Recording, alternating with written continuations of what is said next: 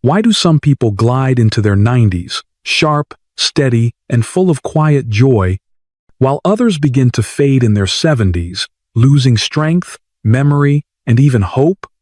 I'm Dr. Masayuki, a senior health specialist who's helped thousands reclaim their vitality. What I've learned: it's not just genetics. It's not what most checkups catch. There's a quiet divide. On one side, older adults, thriving, engaged, mobile, mentally clear. On the other, seniors drained by fatigue, illness, or loneliness, years before they expected. What's behind that gap? 5 hidden forces silently shape how we age. They don't make headlines, but they control how you sleep, eat, think, and connect. Over time, they decide freedom or a slow retreat. One shocked even scientists. Spoiler, it's number 4. The good news? These forces are reversible. You can stop the leaks. You can rebuild. Let me show you how.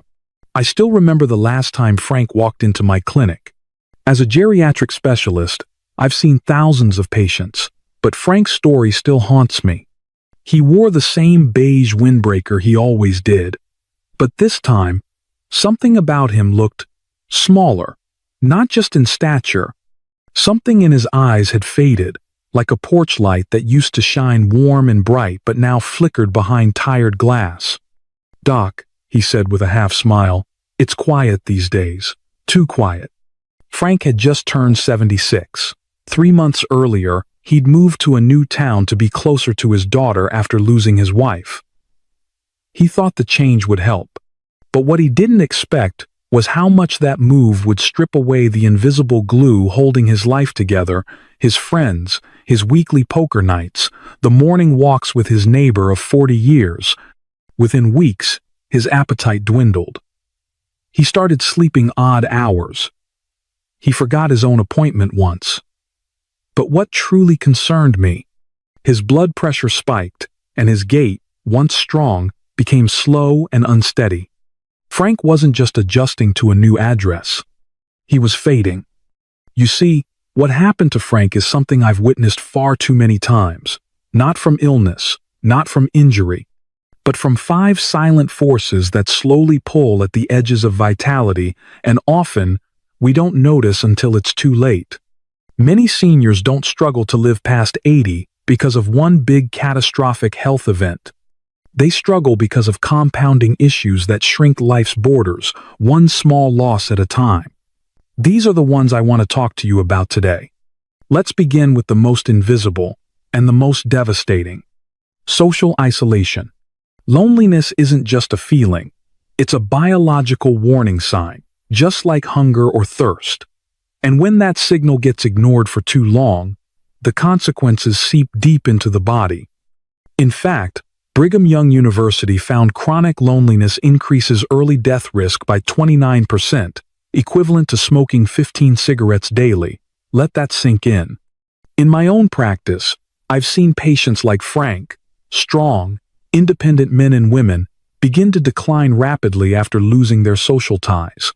Not from grief alone, but from the silent biological toll of isolation: increased cortisol, low-grade inflammation, and suppressed immune function. Without regular connection, their bodies shift into survival mode. Their brains, they start to atrophy from underuse.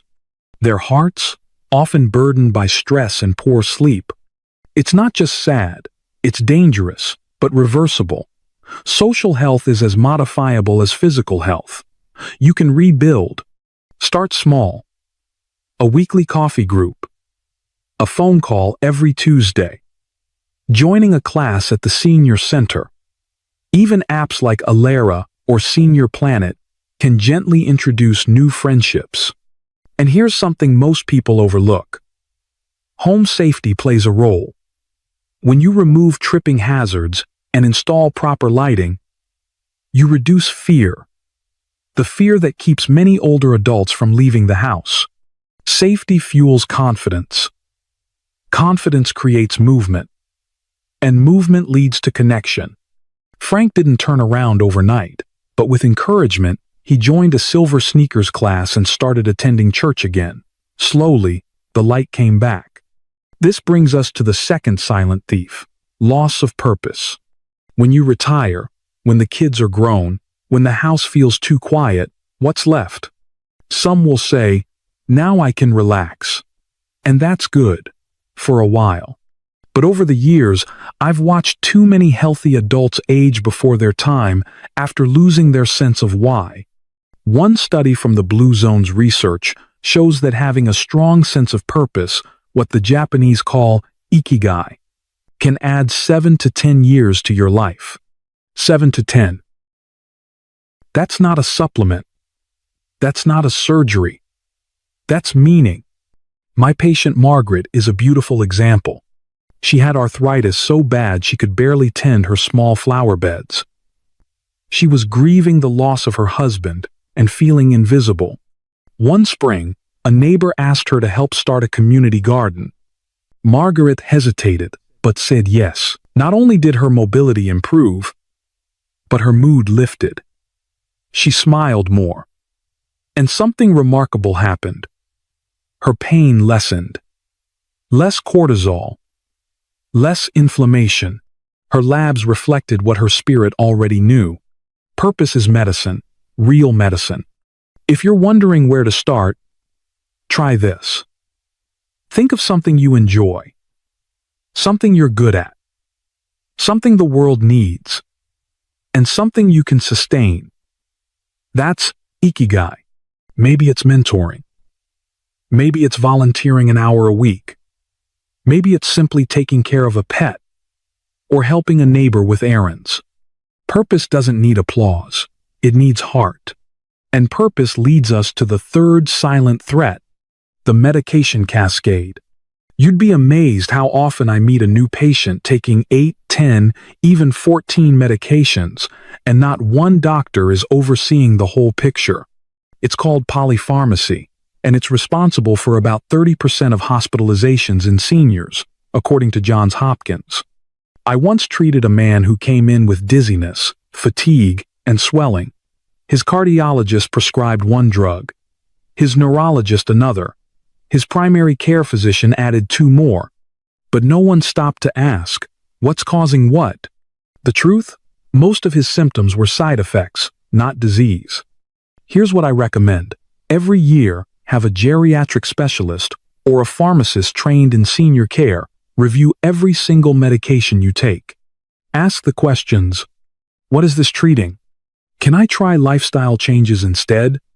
Is there a safer alternative? There are even apps like MediSafe that help track interactions. And don't forget your vitamin D levels.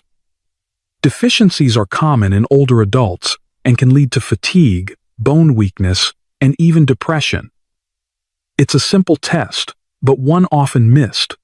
Now, I know this may feel like a lot, so let's take a breath here. Wherever you are, maybe sitting by the window, maybe lying in bed, just take a deep breath in and out. You are not alone in this. Aging is not a slow decline into darkness. It's a chapter. And chapters are meant to be shaped, rewritten, even reclaimed. In the next part, I'll share 2 more silent factors that quietly shorten life. And more importantly, how you can gently reverse their grip. But for now, remember Frank. Remember Margaret. And remember this. It's never too late to reconnect, to reclaim meaning, to ask better questions, and to begin again. There's something I often tell my patients, especially when they feel overwhelmed by it all. It's not your age that decides your future, it's your inflammation. And that brings us to the 4th silent force that quietly shortens life, especially after 70. Chronic inflammation. It's not the kind that shows up as a fever or a swollen ankle. No, this one is quiet. It smolders like a hidden ember. No smoke, no flame, just slow, steady destruction. Scientists have a name for it, inflammaging, a low-grade chronic inflammation that accelerates aging from the inside out. It affects everything, your brain, your heart, your muscles, your immune system. And the scary part? Many seniors live with it for years without knowing. Take Helen, a sharp, kind woman who blamed her constant knee pain on just aging. A blood test revealed hidden inflammation from processed foods and inactivity. We fixed her plate, not her pills. She swapped white bread for oats, added anti-inflammatory turmeric and berries to her breakfast, and committed to a 15-minute post-dinner walk. And we focused on sleep, because poor sleep makes inflammation worse. Within 3 months, her pain eased, her blood pressure dropped, her mood lifted, even her skin looked healthier. You see, inflammation is not a punishment, it's a signal, and when you listen, you can heal. Here's how you can quiet that hidden fire. Eat more omega-3, found in fatty fish like sardines and salmon. They act like fire extinguishers for inflammation. Limit added sugars and refined carbs, these fuel the flame. Add spices like ginger, turmeric, and garlic to meals. Move every day, even if it's gentle stretching. Movement flushes out inflammatory markers. And don't forget hydration. Water helps the body clear toxins that would otherwise linger. Even small improvements matter. As I tell my patients, better is better, even if it's just a little. Now, there's one final piece. One that's deeply misunderstood, even by doctors. It's something I call the stress-sleep loop. I want to tell you about James, a retired bus driver in his early 70s. He hadn't slept through the night in over a year, not because of pain, but because his mind wouldn't stop spinning. Regrets about his late wife, worries about his son, news headlines, the sound of the refrigerator at 3 a.m. Every night, he lay awake, and every morning, he woke exhausted. What he didn't realize is that sleep and stress fuel each other. Poor sleep raises stress hormones like cortisol. High cortisol makes sleep lighter, more fragmented. It's a loop, and if left unchecked, it leads to cognitive decline, weight gain, high blood pressure, and faster aging. And tragically, many seniors are given sleeping pills without ever addressing the root. So we took a different approach. First, reset his body's natural sleep-wake cycle.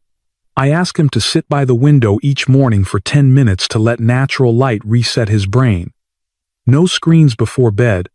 A calming ritual, tea, warm bath, soft music.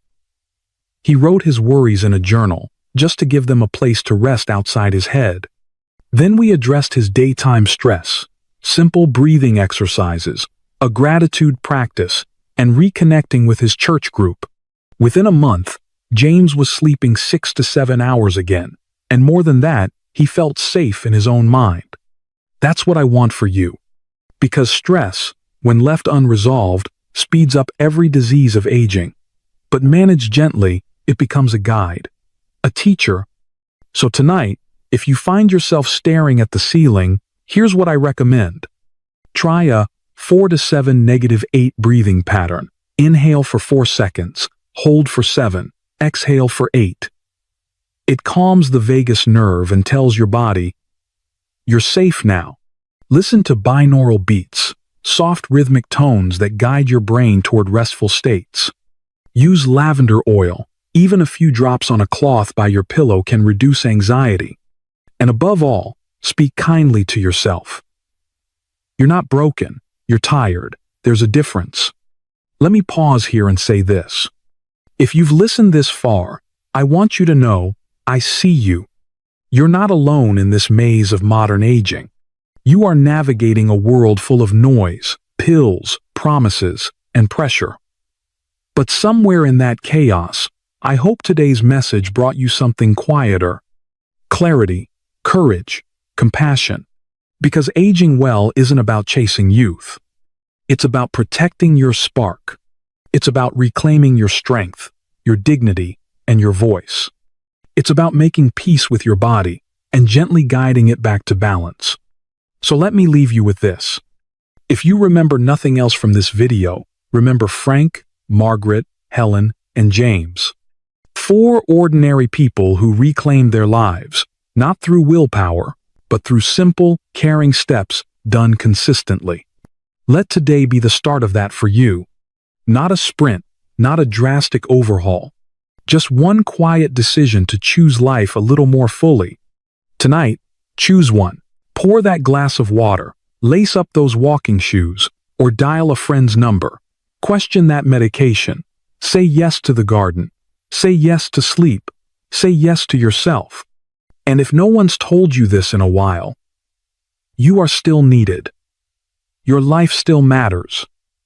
And you have so much more to give. Let's walk this journey together. One step, one breath, one sunrise at a time.